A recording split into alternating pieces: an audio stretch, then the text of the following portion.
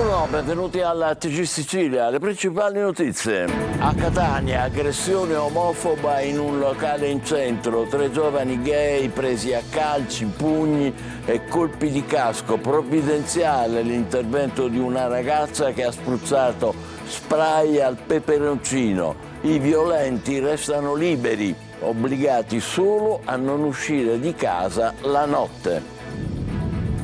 A reagire l'opposizione a fianco delle associazioni gay. Intollerabile che l'Italia non abbia ancora una legge contro l'omofobia. L'assenza di norme pesa e crea un clima di impunità. Bagheria, la morte in piscina di Simona Cinà, l'autopsia prevista per domani dovrà chiarire se nei polmoni della ragazza c'è acqua. Sarebbe la prova che la giovane è deceduta per annegamento. Palermo, 40 anni fa la mafia uccideva il vicequestore Cassarà e l'agente Antiochia. Oggi le commemorazioni con il capo della polizia Pisani e il ministro Piantedosi. Sergio Cassarà, mio fratello, un poliziotto coraggioso, cercava sempre metodi innovativi per combattere Cosa Nostra. Guerra tra Roma e Palermo sul diritto all'interruzione di gravidanza. Il Consiglio dei Ministri stoppa la legge regionale che prevede nei reparti medici non obiettori, in una regione dove la percentuale dei sanitari contrari all'aborto supera in media l'80%, con punte del 90%. Ore decisive per il ponte sullo Stretto. Il CIPES, il Comitato Interministeriale, ha dato il sì definitivo al progetto, previsto per stasera l'arrivo a Messina del ministro Salvini. I contrari all'infrastruttura tornano a mobilitarsi per il no. Ad Agrigento migliaia di candele e un'atmosfera magica per un tributo a Lucio Dalla. A Noto emozioni in musica con Simona Molinari e il suo Kairos Tour. Brani celebri, omaggi ai grandi della musica e canzoni dal nuovo album. Calcio, mercato in fermento per le principali squadre siciliane. In Serie B il Palermo raggiunge l'accordo con Bardi e può far partire Desplanches. In Serie C il Catania è a un passo dal centrocampista Aloi e ingaggia il duello con il Trapani per D'Ausilio.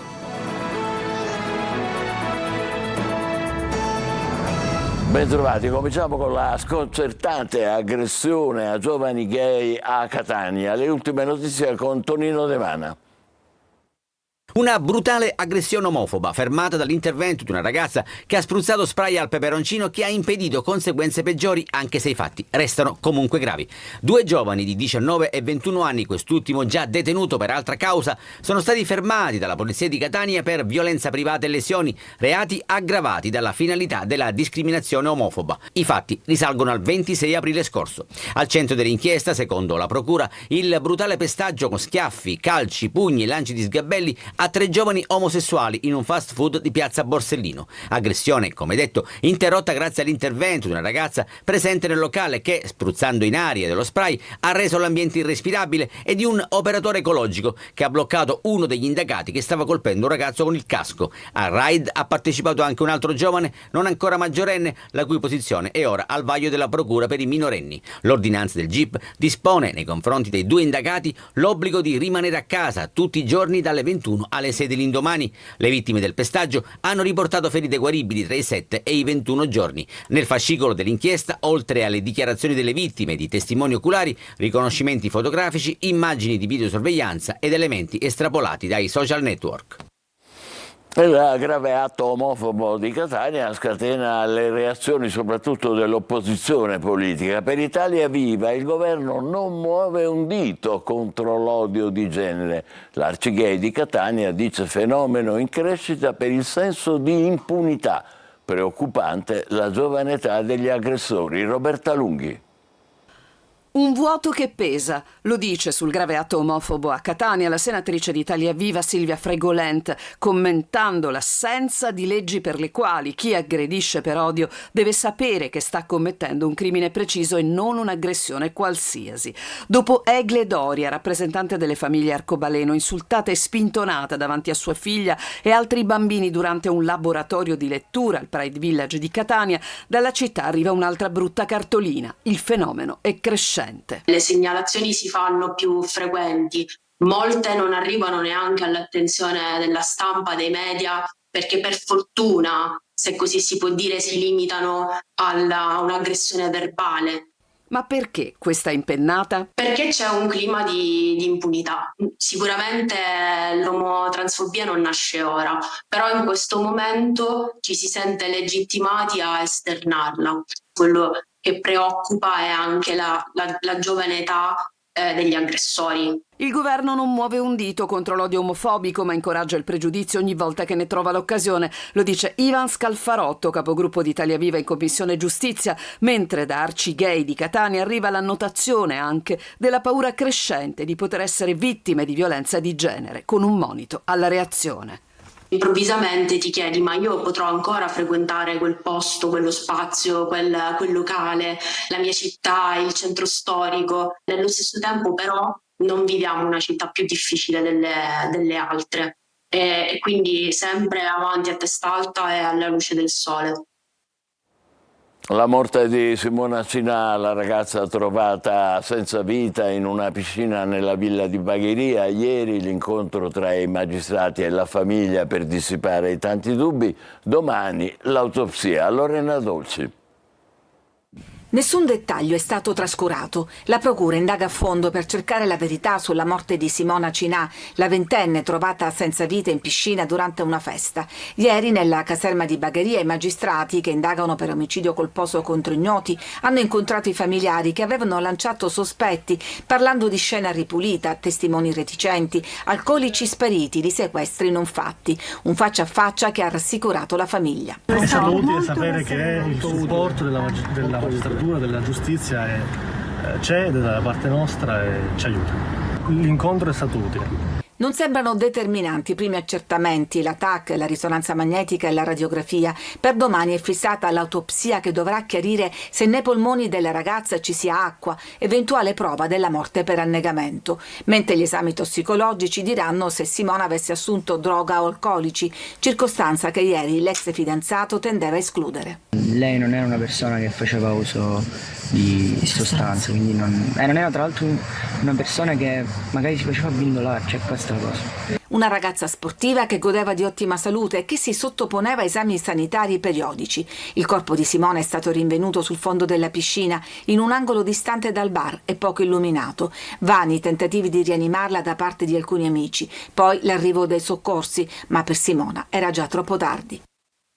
Attirati in aperta campagna tra Gela e Niscemi con una scusa e poi aggrediti brutalmente con bastoni e colpi d'arma da fuoco. È accaduto a 2 idraulici nello scorso giugno e dopo settimane di indagini la polizia ha arrestato uno degli aggressori, un pregiudicato. A incastrarlo un video girato dalle stesse vittime durante l'agguato. Jerry Italia. Un pretesto, un finto sopralluogo e poi la violenza. Il 7 giugno, quando 2 idraulici gelesi vengono attirati in una zona isolata tra Gela e Niscemi. Pensano di dover visionare un lavoro, ma trovano ad attenderli una trappola. Secondo quanto ricostruito dalla polizia, appena scesi dall'auto vengono assaliti. Prima colpiti con bastoni e oggetti contundenti e poi messi in fuga da diversi colpi di pistola sparati ad altezza uomo. Un'aggressione feroce con dinamiche da spedizione punitiva. Le vittime riescono a fuggire e incredibilmente riescono anche a registrare parte dell'assalto con un telefono cellulare.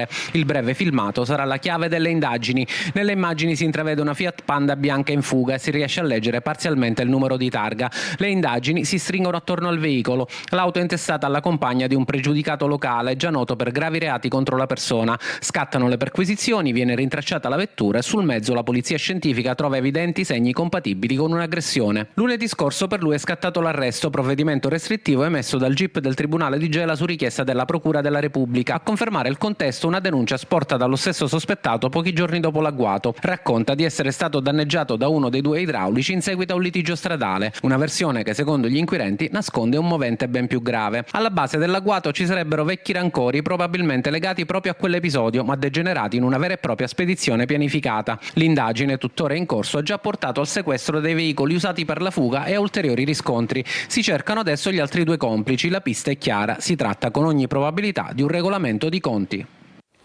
A Catania, dopo una serie di interrogatori ad alcuni degli indagati nell'ambito dell'operazione Capinera, i carabinieri hanno arrestato 7 persone per detenzione di spaccio di crack e cocaina.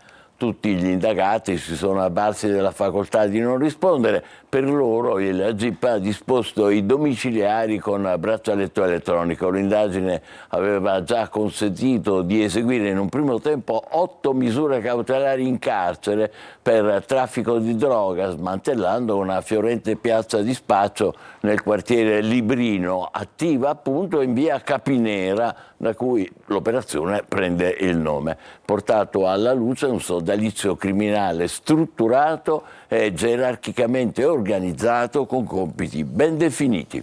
I carabinieri forestali del Centro Anticrimine Natura di Palermo, con il supporto dei colleghi della compagnia di Carini, hanno arrestato 2 uomini accusati di combustione di rifiuti e ricettazione. I 2 sono stati sorpresi mentre tentavano di appiccare il fuoco a un gran quantitativo di cavi di rame nel bosco di Billiemi, un'area che si estende tra Palermo e Torretta, e grazie al tempestivo intervento degli investigatori è stato scongiurato il rischio di un disastro ecologico in quel territorio. Palermo, 40 anni fa la mafia uccideva il vicequestore Cassarà e l'agente Antiochia. Oggi giornata di commemorazioni alla presenza del capo della polizia Pisani e del ministro Piantedosi. Emanuela Cursi. Ninni era sicuramente una persona intelligente, caparbia, molto coraggiosa. Questo ha fatto sì che lui con grande determinazione cercasse la verità. 40 anni fa, il 6 agosto 1985, il vicequestore aggiunto Ninni Cassarà e l'agente Roberto Antiochia furono assassinati dalla mafia. Cassarà era tra i più stretti collaboratori del giudice Falcone. Antiochia, all'epoca 23enne, aveva scelto quel giorno di tornare in servizio da volontario per proteggerlo, consapevole dei rischi che stava correndo. Una vera e propria esecuzione mafiosa, con oltre 200 colpi esplosi da un comando armato mentre il vicequestore rientrava a casa. Un delitto eseguito davanti agli occhi della moglie, che lo teneva tra le braccia mentre moriva. Ricordo una volta che mi raccontò che per effettuare le indagini andavano ai funerali dei mafiosi perché in quell'occasione potevano cercare di capire, quindi si sforzava sostanzialmente di trovare sempre dei metodi investigativi suoi. Palermo ha ricordato le 2 vittime di Cosa Nostra con una cerimonia alla presenza dei parenti e delle autorità civili e militari vicino al simulacro commemorativo in piazza Giovanni Paolo II, dove il capo della polizia Pisani ha deposto una corona d'alloro. A seguire una messa in suffragio nella cappella della caserma Lungaro. Nel pomeriggio anche il ministro dell'Interno Piantedosi, alla presenza del capo della polizia, deporrà una corona d'alloro accanto alla lapide commemorativa nell'atrio della squadra mobile. Il Presidente della Repubblica ha voluto ricordare un'altra vittima della mafia a Palermo. Il 6 agosto, ha detto Mattarella, richiama alla memoria l'attentato di mafia in cui 45 anni fa perse la vita il procuratore Gaetano Costa. Magistrato di alta preparazione professionale, riconosciuta indipendenza e grande equilibrio, Costa ha condotto delicate ed efficaci indagini sulle organizzazioni criminali operanti nel territorio siciliano, cogliendo, ha detto Mattarella, con lungimiranza la complessità del fenomeno mafioso e la sua penetrazione nei pubblici poteri e nei sistemi socio-economici. Così il Presidente della Repubblica. Guerra tra governo e regione sul diritto all'interruzione di gravidanza. Il Consiglio dei Ministri stoppa la legge regionale sui medici non obiettori. Ascolteremo Dario Safina, primo firmatario della legge del PD. Nessuna categoria preferenziale per i medici non obiettori. L'interruzione di gravidanza in Sicilia resterà una faccenda complicata. Il governo ha bocciato infatti la normativa regionale salutata solo qualche mese fa come una battaglia di civiltà, che introduceva l'obbligo di assumere medici non obiettori nelle strutture pubbliche, dove spesso la carenza di medici impedisce di applicare il diritto all'aborto, così come previsto dalla legge 194. Secondo il Consiglio dei Ministri, quella norma non garantisce l'uguaglianza nell'accesso ai concorsi e lo discrimina in base a criteri morali. Esultano Fratelli d'Italia e movimenti pro vita, mentre le opposizioni parlano di segnale gravissimo. È chiaro che c'è solo una scelta ideologica da parte del governo che deve offrire un vessillo a chi invece su questa materia continua ad avere posizioni demagogiche e contro il diritto delle donne alla salute e alla libertà di scelta. In Sicilia la percentuale di obiettori supera in media l'80% con punte del 90%. Un esempio: negli ospedali di Messina 35 medici su 36 sono obiettori. Sotto tiro del governo nazionale anche il comma che permetteva di sbloccare 15 milioni di euro per i laboratori privati, dove da mesi i pazienti sono costretti a pagare le analisi. Il servizio che abbiamo appena visto è di Lorena Dolci. Il CIPES, il Comitato Interministeriale, ha approvato il progetto definitivo del ponte sullo Stretto, che comprende un'articolata documentazione che è stata presentata dal Ministero delle Infrastrutture e dei Trasporti. Lo fa sapere lo stesso Ministero, ma nel giorno dell'arrivo di Salvini a Messina, previsto in serata, non si fermano le proteste. Francesco Triolo.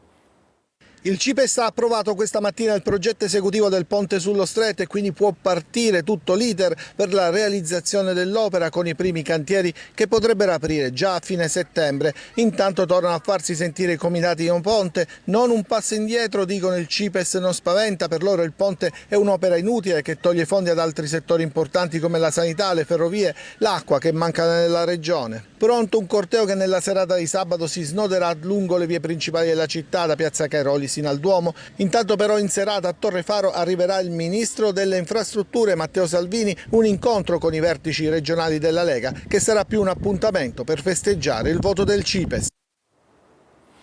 Il dissalatore di Porto Empedocle è pronto, gli annunci in pompa magna non sono mancati, ma l'acqua ad Agrigento non è ancora in rete. Si attende infatti l'ok dell'azienda sanitaria dopo i campionamenti. Se i parametri di sicurezza saranno rispettati, entro 24 ore, viene detto, partirà l'immissione nel sistema idrico, un sistema, un passo decisivo per fronteggiare finalmente in concreto l'emergenza siccità. Davide Sardo. Tutto ruota attorno ad un'attesa lunga 24 ore. Sono questi i tempi tecnici previsti per conoscere i risultati dei campionamenti effettuati dall'ASP sull'acqua prodotta dalla dissalatoria di Porto Empedocle. Un passaggio decisivo per la messa in funzione dell'impianto, finalmente operativo dopo anni di annunci e ritardi, in un momento in cui la crisi idrica minaccia interi territori della provincia. L'acqua è pronta, ma non è ancora in rete. Si attende l'esito ufficiale che certifichi la conformità ai parametri di qualità. Se i valori saranno nella norma, l'immissione inizierà dal serbatoio di Villaseta con una portata di 50 litri al secondo, destinata a salire a 100 litri entro metà agosto. Una boccata d'ossigeno per famiglie, imprese e agricoltori, alle prese da mesi con turnazioni sempre più ampie e invasi ridotti al minimo storico. AICA e Atia G9 sono già al lavoro per definire la ripartizione delle nuove risorse idriche tra i comuni serviti. L'attivazione del dissalatore rappresenta una svolta concreta resa possibile da un'accelerazione tecnica e amministrativa che ha consentito di anticipare le previsioni. Ora si attende l'ultimo passaggio, quello che trasformerà un impianto pronto in una risposta reale all'emergenza. Musica, migliaia di candele, un'atmosfera magica ad Agrigento per il tributo a Lucio Dalla. Al Teatro Efebo la voce di Pier Davide Carone e il coro lirico siciliano hanno emozionato il pubblico con i grandi successi del cantautore bolognese scomparso 13 anni fa. Davide Sardo. Veniva dal mare, parla un'altra lingua, però sapeva male.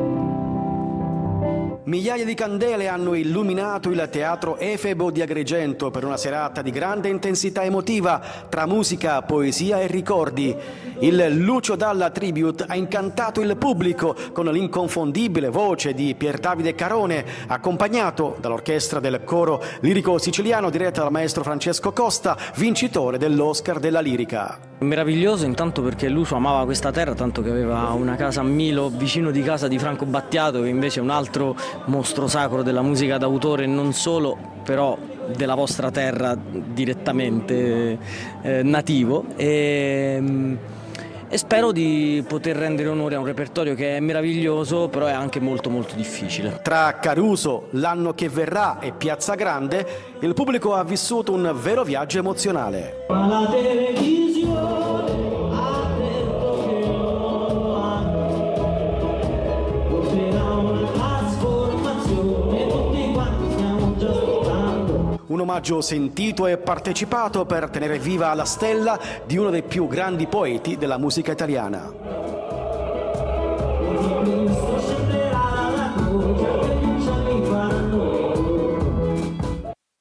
A Noto emozioni in musica con Simona Molinari e il suo Kairos Tour, brani celebri, omaggi ai grandi della musica e canzoni dal nuovo album in una serata intensa e coinvolgente del Festival Noto Musica. Eva Spampinato.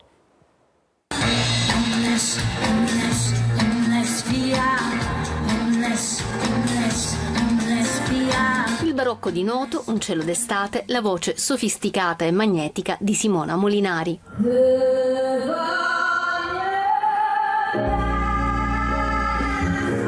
In piazza Municipio il Festival Internazionale Noto Musica continua ad offrire ai tanti turisti arrivati in Sicilia da tutto il mondo, ma anche ai siciliani, amanti della buona musica, un parterre di artisti di grande prestigio come Simona Molinari. In una casa di provincia dove tutto resta uguale, tra le rose alla ringhiera e le bandiere a sventolare. Cantautrice raffinata, interprete jazz pop tra le più apprezzate in Italia, la Molinari ha conquistato il pubblico con il suo Kairos Tour, accompagnata da una formazione d'eccellenza: Claudio Filippini al pianoforte, Nicola Di Camillo al basso, Fabio Colella alla batteria. Un concerto intenso dove i suoi brani più amati, Egocentrica, La felicità, si sono intrecciati a omaggi a Ella Fitzgerald, De Gregori, Lucio Dalla, fino alle canzoni del nuovo album Hasta Siempre Mercedes.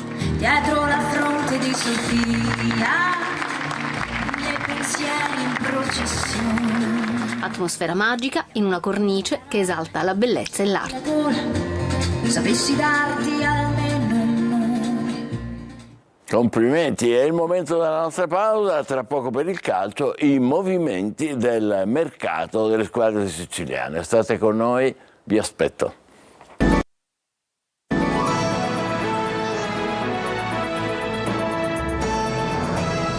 In Serie B il Palermo trova l'accordo con Bardi e cede Desplanches al Pescara. In Serie C il Catania è un passo dal centrocampista Aloi, mentre Trapani e Siracusa intensificano gli allenamenti e abbracciano le rispettive tifoserie. Sergio Colosi.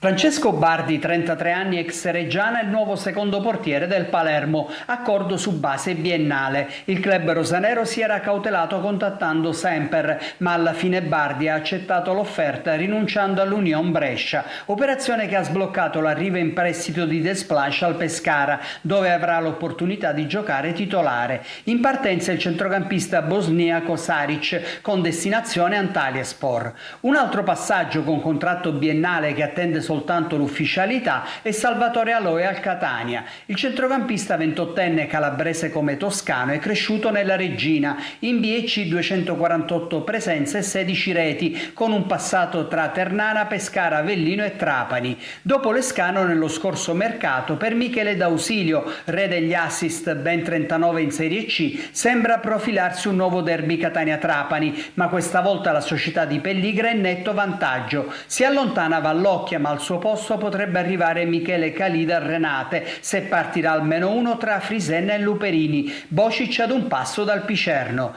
Il Trapani, che si allena a Valderice, ha comunicato che giovedì e venerdì le sedute saranno aperte al pubblico granata. Sul difensore camporese c'è anche il Casarano. 5 arrivi negli ultimi giorni hanno sbloccato il mercato del Siracusa. Venerdì al De Simone allenamento congiunto con il Priolo, squadra di promozione siciliana. Ci fermiamo qui, altre notizie alle 20, grazie per averci seguito, buon pomeriggio.